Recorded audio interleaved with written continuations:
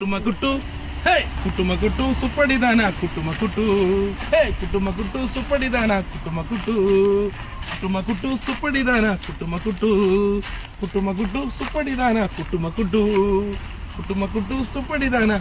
ഈ ചേച്ചി നിങ്ങൾക്ക് അറിയോ? അപ്പുറത്തേക്കുന്ന ചേച്ചി അല്ല കേട്ടോ, ഇപ്പുറത്തേക്കുന്ന ചേച്ചി. ആ ചേച്ചിക്ക് ചെറിയൊരു സങ്കടമുണ്ട്.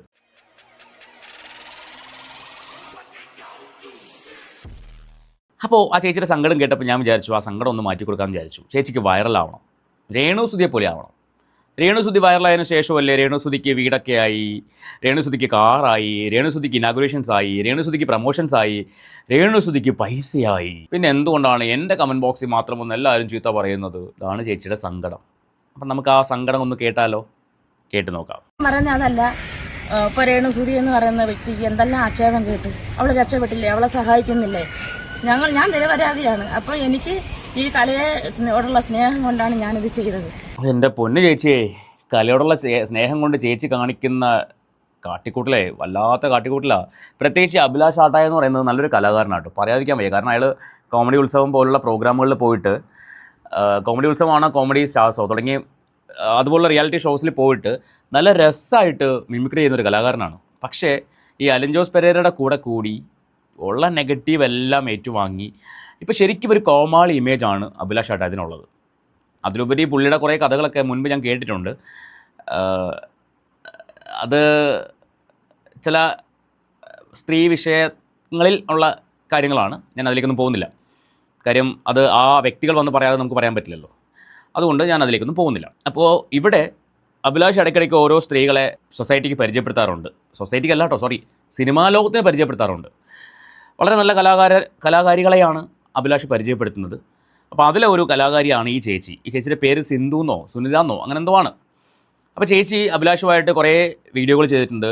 എൻ്റെ ലാലേട്ടൻ ലൂസിഫറിൽ കാലുമടക്കി ആ പോലീസുകാരനെ തൊഴിക്കുന്ന പോലെയൊക്കെ ഇവിടെ അഭിലാഷിന് ആ ചേച്ചി കാലുമടക്കി തൊഴിക്കാനൊക്കെ വരുന്നുണ്ട്. കാല് പൊക്കി തൊഴിക്കാനൊക്കെ വരുന്നുണ്ട്. ഇങ്ങനെയുള്ള വീഡിയോകളൊക്കെ കാണുമ്പോൾ ഞാൻ വെച്ചാൽ ഇവർക്ക് ഇത് എന്തിൻ്റെ കേടാണ്, ഈ അഭിലാഷിന് എവിടെ നിന്നാണ് ഇമാതിരി ആൾക്കാരെ കിട്ടുന്നത് എന്നൊക്കെ ചിന്തിച്ചിട്ടുണ്ട് ആ വീഡിയോ കണ്ടപ്പോൾ.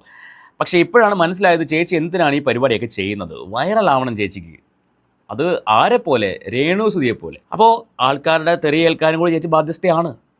രേണുസുതിയെപ്പോലെ വൈറലാവണമെങ്കിൽ, രേണുസുതിയെപ്പോലെയൊക്കെ ആവണമെങ്കിൽ അതുപോലുള്ള തൊലിക്കട്ടിയും വേണം. എന്ത് കേട്ടാലും എന്നെ ബാധിക്കുന്ന വിഷയമല്ല, ആരെന്ത് വേണമെങ്കിലും പറഞ്ഞോ, ഞാൻ ഇടയ്ക്കിടയ്ക്ക് കോൺട്രവേഴ്സി ഉണ്ടാക്കാനുള്ള വിഷയങ്ങൾ ഇട്ട് തരും, നിങ്ങൾ വേണമെങ്കിൽ എന്നെ എയറിൽ കയറ്റിക്കോ, അതൊന്നും എനിക്കൊരു വിഷയമല്ല എന്ന ലെവലിൽ ചിന്തിക്കാൻ പറ്റുമെങ്കിൽ മാത്രമേ ചേച്ചിക്ക് രേണുസുതി ആവാൻ പറ്റുള്ളൂ. അതല്ലെങ്കിൽ ചേച്ചി എന്നും അഭിലാഷിൻ്റെ പുറകെ നടന്ന് വീഡിയോ ചെയ്യേണ്ടി വരും. അത് മനസ്സിലാക്ക്. ചേച്ചിക്ക് ഇപ്പോൾ സങ്കടം എന്താ വെച്ചാൽ ചേച്ചിയുടെ കമൻറ്റ് ബോക്സ് മുഴുവൻ തെറിയാണ്. ചേച്ചിയുടെ വീഡിയോ എവിടേക്ക് വരുന്നോ അവിടെയെല്ലാം തെറിവിളികളുടെ ബഹളമാണ്. ബഹളം എന്നൊന്നും പറഞ്ഞാൽ പോരാ, അഭിഷേകമാണ്. എൻ്റെ പൊന്നോ, പെറ്റ തള്ള സഹിക്കത്തില്ല ആ തെറിയൊക്കെ കണ്ടു കഴിഞ്ഞാൽ. അത് ഈ ചേച്ചിക്കും കിട്ടുന്നുണ്ട്, അഭിലാഷിനും കിട്ടുന്നുണ്ട്. അഭിലാഷ് പിന്നെ കുറേ നാളാടി തെറിയൊക്കെ കേട്ട് ഇപ്പം അങ്ങോട്ട് ഏൽക്കുന്നില്ല. മറ്റേ പടച്ചട്ടയെ കണിഞ്ഞ് നിൽക്കുന്ന പോലെയാണ്. വരുന്ന കൂരമ്പുകളെല്ലാം തട്ടി തെറിച്ച് പോകുന്ന പോലെയാണ് അഭിലാഷിൻ്റെ കാര്യത്തിൽ. എത്ര തെറി കേട്ടാലും ഞാൻ ഇങ്ങനെ പോകുള്ളൂ എന്ന് അഭിലാഷിൻ്റെ വാശിയാണ്. കാരണം കഴിവുണ്ട്, ഞാൻ പറഞ്ഞല്ലോ, കഴിവുണ്ട്. ഒരുപാട് വീഡിയോകൾ അഭിലാഷിനെ കണ്ടിട്ടുണ്ട്. കലാഭവൻ മണിച്ചേട്ടനെയും പല പല കലാകാരന്മാരെയും ഇമിറ്റേറ്റ് ചെയ്യുന്ന വീഡിയോകൾ എന്ത് രസമായിട്ടാണ് ചെയ്യുന്നറിയോ. പക്ഷേ ദൈവം എല്ലാം എല്ലാവർക്കും അറിഞ്ഞു കൊടുക്കില്ലല്ലോ. കഴിവ് മാത്രം കൊടുത്തതുകൊണ്ട് കാര്യമില്ല, അതെങ്ങനെ ഉപയോഗിക്കണം എന്നും കൂടി അറിയണം. അഭിലാഷ് അതിനെ നെഗറ്റീവായിട്ടാണ് മാർക്കറ്റ് ചെയ്യുന്നത്. എന്നാൽ ഈ പറയുന്ന കഴിവുകൾ അഭിലാഷ് ഇടയ്ക്കിടയ്ക്ക് പുറത്ത് കാണിക്കുന്നുമുണ്ട്. അതിനെല്ലാം നല്ല കമൻസും വരുന്നുണ്ട്. പക്ഷേ ഈ പറഞ്ഞ അലിൻ ജോസിൻ്റെയും അല്ലെങ്കിൽ ഈ ആറാട്ടണൻ്റെയും അങ്ങനെയുള്ള ആൾക്കാരുടെയൊക്കെ പുറകെ നടന്ന് അഭിലാഷ് ശരിക്കും അഭിലാഷിൻ്റെ ഐഡൻറ്റിറ്റി ഇല്ലാണ്ടാക്കി കളഞ്ഞു. ശരിക്കും കലാഭവൻ പ്രചോദേട്ടൻ, അതുപോലെ ഈ രമേഷ് പിഷാരടി, രമേശ് ചേട്ടൻ തുടങ്ങിയ ആൾക്കാരിൽ നിന്നൊക്കെ നല്ല രീതിയിൽ അപ്രീസിയേഷൻ വാങ്ങിച്ചൊരു വ്യക്തിയാണ് അഭിലാഷ്. അദ്ദേഹത്തിൻ്റെ മണിച്ചേട്ടൻ്റെ ഇമിറ്റേഷൻ എന്ന് പറയുന്നത് ഭയങ്കര രസമാണ് കാണാൻ. കോമഡി ഉത്സവം പോലുള്ള ഏതോ പ്രോഗ്രാമിൽ ഇദ്ദേഹത്തിൻ്റെ പെർഫോമൻസ് അമൃതയിലാണെന്നോ ഏതൊരു ചാനൽ, എനിക്ക് ഓർമ്മയില്ല. അപ്പോൾ ഇദ്ദേഹത്തിൻ്റെ പെർഫോമൻസ് മണിച്ചേട്ടനെ ഇമിറ്റേറ്റ് ചെയ്യുന്നത്, വാസന്തി ലക്ഷ്മി പിന്നെ ഞാൻ മൂവിയിലെ സീന് എന്ത് രസമായിട്ടാണെന്നോ ഇമിറ്റേറ്റ് ചെയ്യുന്നത്. പക്ഷേ ആനയ്ക്ക് ആനയുടെ വലിപ്പം അറിയില്ലെന്ന് പറയുന്ന പോലെ അഭിലാഷിൻ്റെ കഴിവ് മനസ്സിലായിട്ടില്ലെന്നേ. അതുകൊണ്ടാണ് ഇമ്മാതിരി നെഗറ്റീവ് ലെവലിലേക്ക് അഭിലാഷ് നീങ്ങുന്നത്. തൻ്റെ ആ കഴിവ് തന്നെ അയാൾ ഉപയോഗിച്ച് കഴിഞ്ഞാൽ എവിടെയെങ്കിലൊക്കെ എത്തേണ്ട മനുഷ്യനാണ്. ഏതെങ്കിലും മിമിക്രി ട്രൂപ്പിലോ ഒക്കെ എത്തിപ്പെടാൻ പറ്റുന്ന സാഹചര്യമുള്ളൊരു മനുഷ്യനാണ്. പക്ഷേ അതൊന്നും വേണ്ട.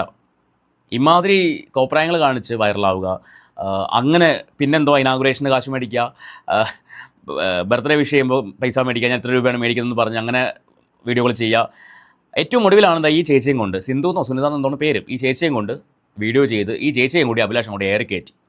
ഇപ്പോൾ ചേച്ചിയുടെ പ്രശ്നം എന്താണ്? ചേച്ചി വന്നത് രേണുസുതിയെ പോലെ ഒരു വീഡിയോ ഒക്കെ ചെയ്ത് 1-2 വീഡിയോ ഒക്കെ ചെയ്ത് കഴിഞ്ഞാൽ എനിക്കും രേണുസുതി ആവാം, എനിക്കും ഫ്ലൈറ്റിൽ പോവാം, ബഹ്റിനിൽ പോവാം, UK പോവാം, അല്ലെങ്കിൽ ദുബായിൽ പോവാം എന്നൊക്കെയുള്ള മോഹന വാഗ്ദാനങ്ങളും താല്പര്യങ്ങളൊക്കെ ആയിട്ടാണ് ചേച്ചി വന്നത്. പക്ഷേ ചേച്ചി വന്ന പാടെ എന്താണ് കേൾക്കുന്നത്? തെറി വിളികളും ചീത്ത പറച്ചിലും കമൻറ്റിൽ വരുന്ന അധിക്ഷേപങ്ങളും ഒക്കെയാണ് ചേച്ചി ഫേസ് ചെയ്യുന്നത്. ചേച്ചിക്ക് ഭയങ്കര സങ്കടമുണ്ട്. ചേച്ചി പറയുന്നത് ചേച്ചി ഒരു കലാകാരിയാണ്, അതുകൊണ്ടാണ് ഞാൻ ഈ വഴി തിരഞ്ഞെടുത്തത്, എനിക്ക് രേണുസുതിയെ പോലെ ആവണം എന്നാണ് ചേച്ചി പറയുന്നത്. അപ്പോൾ ചേച്ചി ചിന്തിക്കേണ്ട കാര്യം, ചേച്ചി മനസ്സിലാക്കേണ്ട കാര്യം, രേണുസുതിയെ പോലെ ആവണമെങ്കിൽ അവിടെ കുറച്ച് തൊലിക്കെട്ടിയും എന്ത് കേട്ടാലും എന്ത് പറഞ്ഞാലും അതൊന്നും എന്നെ ബാധിക്കുന്ന വിഷയമല്ല എന്ന് പറഞ്ഞിട്ട് പോകാൻ പറ്റണം. ഇടയ്ക്കിടയ്ക്ക് വന്നിട്ട് ഈ കോൺട്രവേഴ്സി ഉണ്ടാക്കുന്ന കാര്യങ്ങൾ ഇട്ടും കൊടുക്കണം. മദ്യപാനം, പിന്നെ കല്യാണം കഴിക്കാൻ പോകുന്ന കഥകൾ, പിന്നെ എയർ ഹോസ്റ്റസ് ആയിരുന്നു അല്ലെങ്കിൽ എയർപോർട്ടിൽ ജോലി ഉണ്ടായിരുന്നു തുടങ്ങിയ കുഞ്ഞു പൊടിക്കൈകളും കൂടി ഇട്ട് കൊടുക്കണം. എങ്കിൽ മാത്രമാണ് നിങ്ങൾക്ക് രേണുസുതി ആവാൻ പറ്റുള്ളൂ. എങ്കിലും രേണുസുതി ആവാൻ പറ്റുമെന്ന് എനിക്കറിയില്ല കേട്ടോ. കാര്യം തൊലിക്കെട്ടിയുടെ കാര്യത്തിൽ രേണുസുതി എന്ന് പറയുന്നത് 916 ആണ്, പറയാണ്ടിരിക്കാൻ വയ്യ. അപ്പോൾ അത്രയൊക്കെ എത്തണമെങ്കിൽ ചേച്ചി കുറേ കൂടിയൊക്കെ ട്രെയിനിങ് നേടാനുണ്ട്. അപ്പോൾ അത്തരം ട്രെയിനിങ്ങുകൾ അഭിലാഷിൻ്റെ കയ്യിൽ നിന്ന് കിട്ടുമെന്ന് എനിക്ക് തോന്നുന്നില്ല. സോ ചേച്ചി രേണുസുതിയുടെ അടുത്ത് തന്നെ പോയിട്ട് ട്രെയിനിങ് വാങ്ങുന്നതാണ് നല്ലത്. എങ്കിലേ രേണുസുതി ആവാൻ പറ്റത്തുള്ളൂ. എത്രയും പെട്ടെന്ന് ചേച്ചി അങ്ങനെ പോയി ട്രെയിനിങ് വാങ്ങുക, ട്രെയിനിങ് നേടുക. നമുക്ക് വേറൊരു വീഡിയോ കൂടി കാണാം. ചേച്ചി ഒരു പോലീസുകാരിയായിട്ട് അഭിനയിക്കുന്ന ഒരു വീഡിയോ ഉണ്ട്, നമുക്ക് അതുകൂടി ഒന്ന് കണ്ടിട്ട് ഈ വീഡിയോ വൈൻഡപ്പ് ചെയ്യാം.